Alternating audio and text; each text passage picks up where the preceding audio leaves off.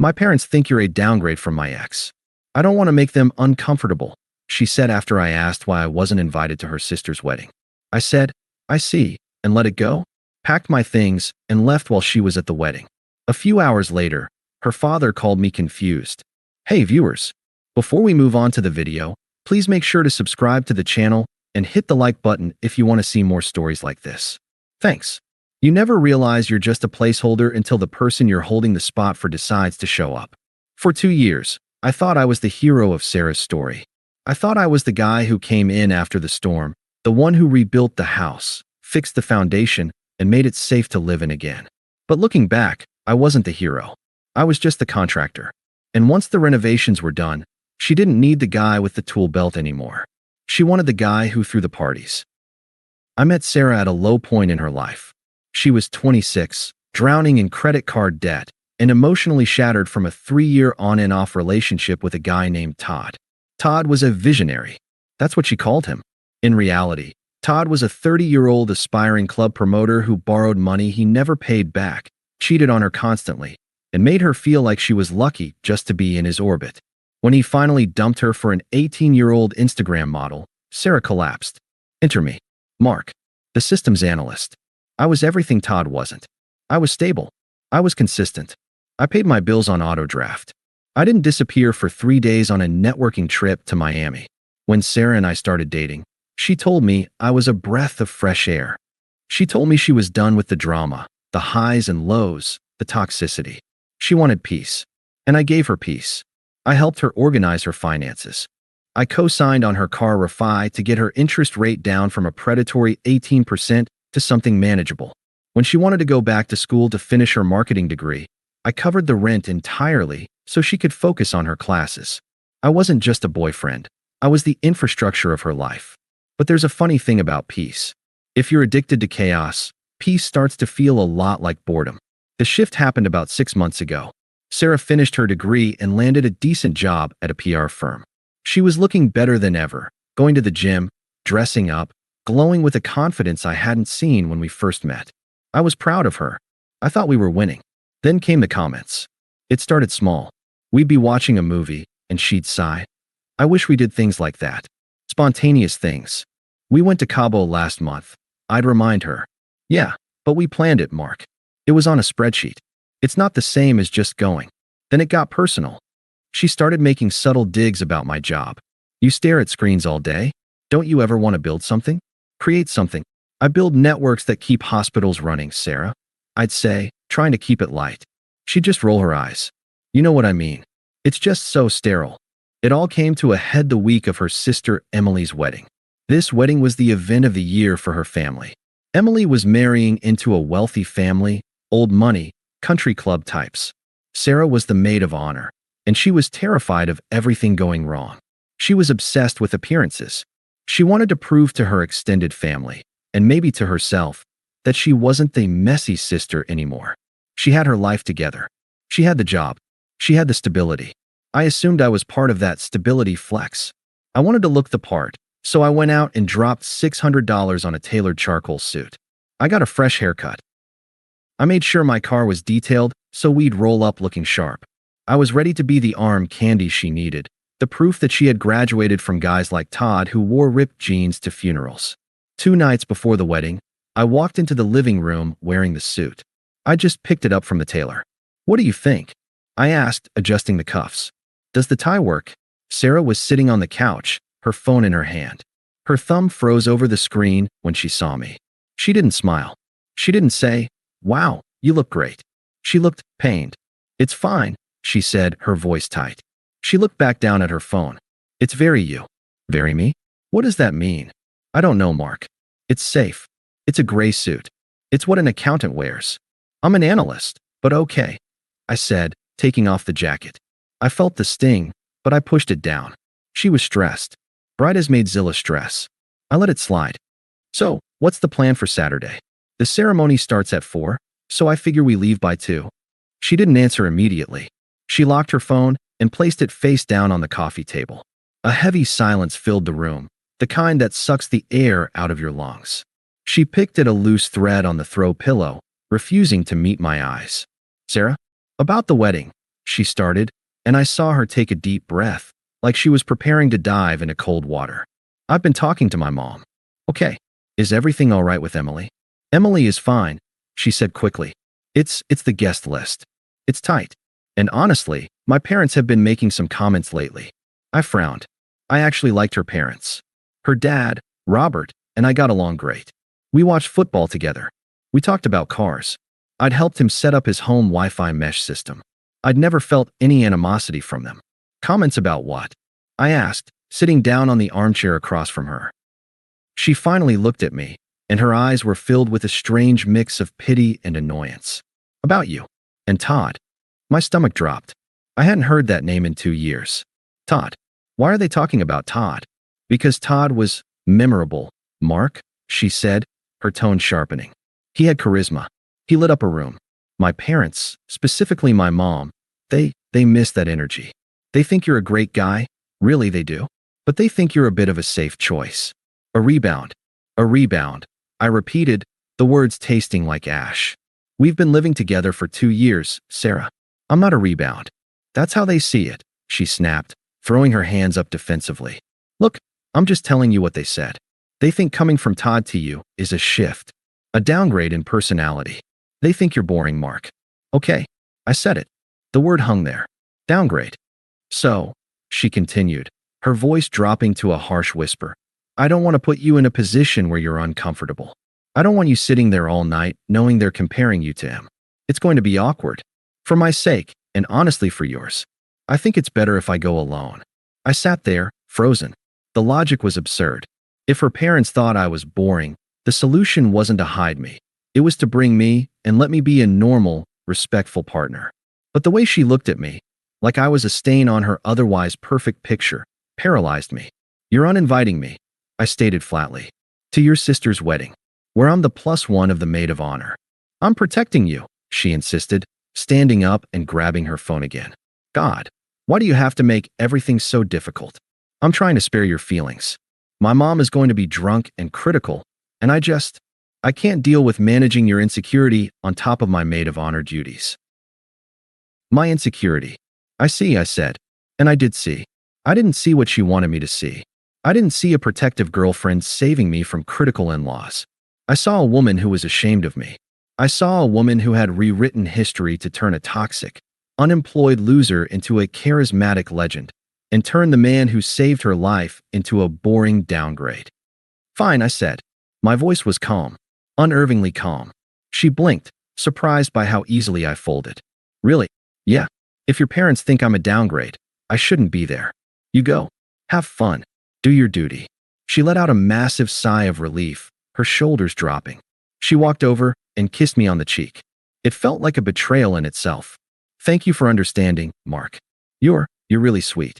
This is why we work. You're so logical. Yeah, I said, looking at the gray suit draped over the chair. Logical. She spent the rest of the night frantic, packing her bag, texting furiously. She told me she was going to stay at the hotel near the venue the night before to help Emily prep. I'll see you Sunday morning, she said as she dragged her suitcase to the door the next afternoon. Love you. Bye, Sarah, I said. The door clicked shut. I listened to her footsteps fade down the hallway. I waited until I heard the elevator ding. Then I walked to the window and watched her get into an Uber. She wasn't alone. From 3 stories up, it was hard to see details, but I saw a guy lean out of the back seat to help the driver with her bag. He was wearing a flashy leather jacket. He had that distinct, bouncy walk of someone who thinks the world is watching him. Todd. I stood there for a long time, my hand resting on the cold glass.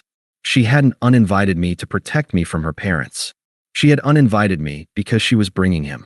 The rage didn't hit me like an explosion. It hit me like a cold front. It froze everything. I turned away from the window and looked at the apartment. My apartment. The TV I bought. The console I played on. The couch I paid for. The silence was deafening, but for the first time in 2 years, it didn't feel peaceful. It felt like a signal.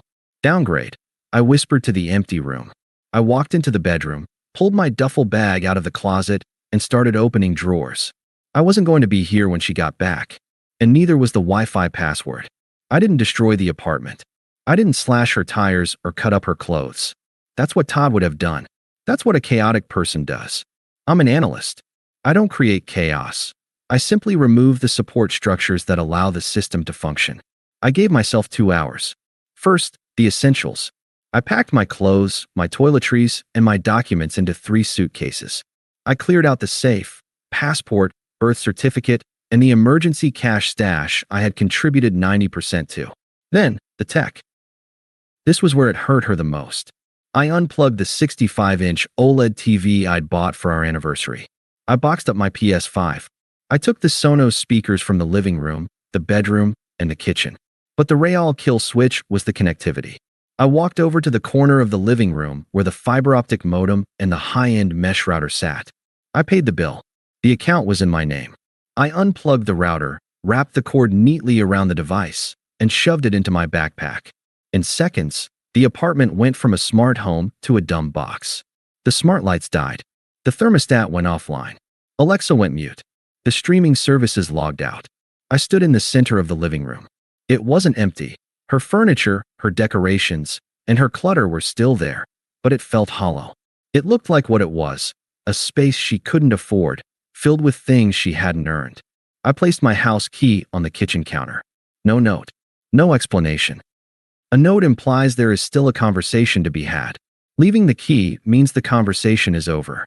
I took the elevator down to the garage, loaded up my car, and drove to a Marriott downtown. I checked in, went up to my room, and sat on the edge of the bed. It was 4:30 p.m.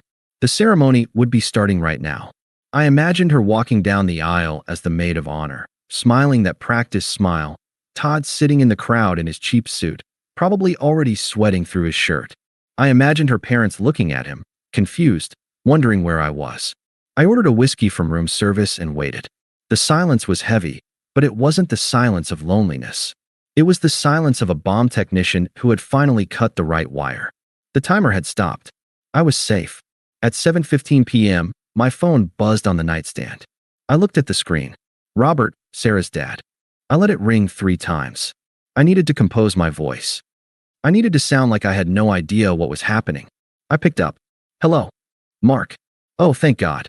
Robert's voice was trembling. He sounded breathless, like he had stepped outside to escape a fire. Mark, are you okay? Are you at the hospital? I frowned, sitting up straighter. The hospital? No, Robert. I'm at a hotel. What are you talking about? There was a pause on the other end. A thick, confused silence. A hotel? Sarah told us. She told us you collapsed. She said you had some kind of seizure or heart thing right before you were supposed to leave. She said you made her come to the wedding because you didn't want to ruin Emily's day and that you were under observation. My grip tightened on the phone. The sheer audacity of the lie took my breath away. She didn't just lie to cover her tracks. She weaponized my health to make herself look like a brave martyr soldiering on while her boyfriend was in the ER. Robert, I said, my voice ice cold. I didn't have a seizure. I'm perfectly healthy. I don't understand, Robert stammered. Then why aren't you here? Why is Todd here? Todd is there. I asked, feigning surprise. Is he sitting at my table? He's sitting in your seat, eating your steak, Robert snapped, the confusion turning into anger. He showed up with her. She said she needed emotional support because she was so worried about you. Mark, what the hell is going on? I took a sip of the whiskey. It burned, grounding me. Robert, Sarah uninvited me yesterday, I said calmly. She told me that you and her mother thought I was a downgrade from Todd. She said my presence would make you uncomfortable because I'm boring compared to him. She said she was doing you a favor by leaving me home. What? Robert roared. The sound distorted the speaker. A downgrade. Mark, I can't stand that greasy little weeping sore of a human being. He borrowed $500 from me 3 years ago and never paid it back. I tried to get security to kick him out, but Sarah started crying about how she needed him. Well, I said, she has him now, and she doesn't have me anymore. What do you mean? I moved out, Robert. I packed my things while she was at the ceremony. I'm done. The lease is up in 2 months. I'll pay my share until then, but I'm not coming back. I could hear the background noise of the wedding on the other end, the muffled bass of a DJ, clinking glasses, laughter. It sounded like a different world. Mark, don't do this, Robert pleaded, his voice dropping. She's an idiot. You know how she gets when she's stressed. I'll go grab her right now. I'll drag her out by her ear if I have to. Just come down here. We can fix this. There's nothing to fix, Bob, I said gently. I actually felt bad for him. He was losing the only normal guy his daughter had ever dated. She didn't just cheat on me. She looked me in the eye and told me I wasn't good enough for her family, just so she could sneak her ex in. That's not stress. That's character. I'm going to kill him, Robert muttered, and I heard movement. I'm looking at him right now. He's trying to network with Emily's father-in-law. He's handing out business cards for a club that closed 6 months ago. I let out a short, dry laugh. Classic Todd. Mark, please. Robert tried one last time. I'm sorry, Robert. Enjoy the wedding. Tell Emily I said congratulations. And tell Sarah. I paused, searching for the right words. Tell Sarah that since I'm such a downgrade, I removed myself from the equation. She can upgrade to Todd full-time now. Mark, goodbye, Robert. I hung up. I stared at the phone for a moment, then powered it off completely. I walked to the window of the hotel room, looking out at the city lights. I felt a strange sensation in my chest. It wasn't heartbreak. It wasn't anger. It was relief. The anchor was cut. The weight was gone. I didn't know exactly what was happening at that reception hall 10 miles away, but I knew the physics of Sarah's life better than she did. I had just removed the load-bearing wall, and gravity was about to do the rest. I kept my phone off for 24 hours. Sunday was peaceful. I slept in. I went for a long run along the river. I ate a steak dinner alone at the hotel bar and read a book. For the first time in 2 years, I wasn't worrying about Sarah's anxiety, Sarah's schedule, or Sarah's validation. I was just Mark, and Mark was doing just fine. When I finally turned my phone back on Monday morning before work, the device nearly vibrated off the desk. 47 missed calls, 82 text messages, 12 voicemails. Most were from Sarah. A few were from Emily, the bride. 2 were from her mom. I didn't listen to the voicemails. I scrolled through the text preview. Sarah, Sunday 1 a.m. Where are you? Sarah, Sunday 1:15 a.m. This isn't funny, Mark. Where's the TV? Sarah, Sunday 2:30 a.m. Pick up the phone. My dad is screaming at me because of what you told him. Sarah, Sunday 9 a.m. You embarrassed me on the biggest night of my sister's life. You were so selfish. Sarah, Sunday 4 p.m. Baby, please. I can explain. Todd just showed up. I didn't invite him. Dad lied. Sarah, Sunday 8 p.m. The Wi-Fi is gone. Seriously? You took the router? You are so petty. Sarah, Monday 6 a.m. Can we just talk? Please. I messed up. I need you. The progression from anger to gaslighting to desperation was textbook. It was almost boring. I archived the thread without replying and went to work. She showed up at 5:30 p.m. I was walking to my car in the parking garage.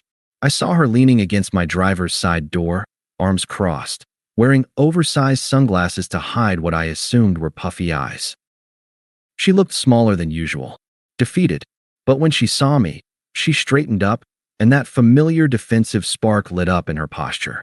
You blocked me, she said. No hello. No apology. Just an accusation. I did, I said, stopping 10 feet away. I didn't unlock the car. What do you want, Sarah? I want you to come home, she said, her voice cracking. She took a step toward me. This is insane, Mark. You don't just move out. You don't just ghost someone you've lived with for 2 years because of a misunderstanding.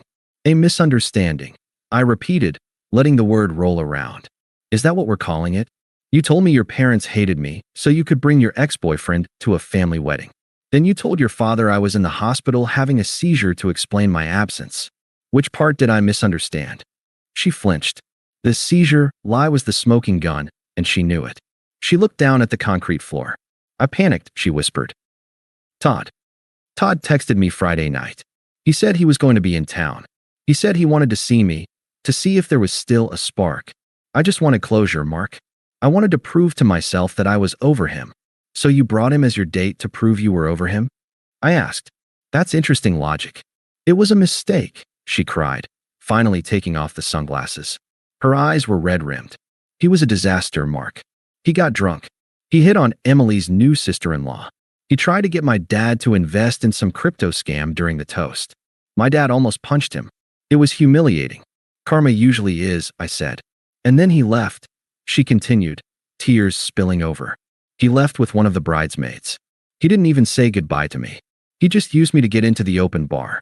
She looked at me, pleading with her eyes, waiting for me to do what I always did. Step in, fix it, tell her it wasn't her fault.